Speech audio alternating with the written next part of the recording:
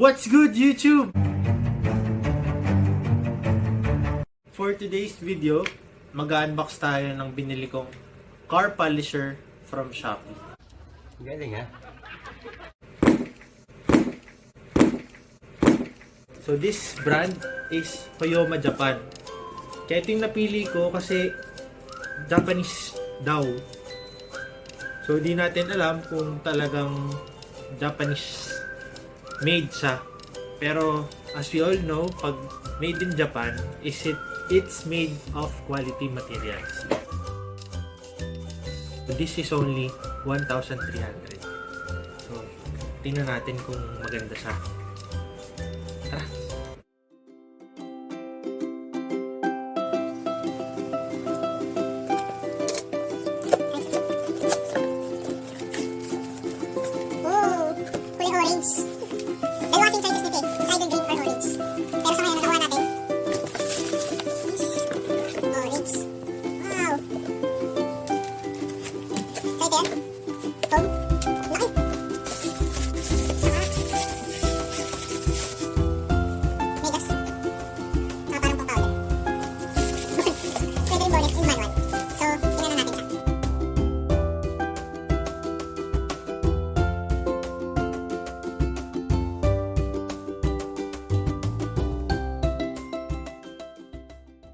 Ayun guys, so for today, susubukan na natin mag-wax ng sasakyan.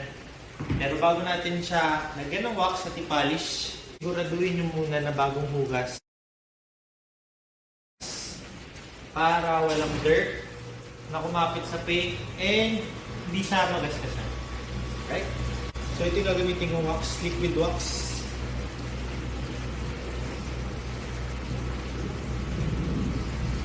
Oops.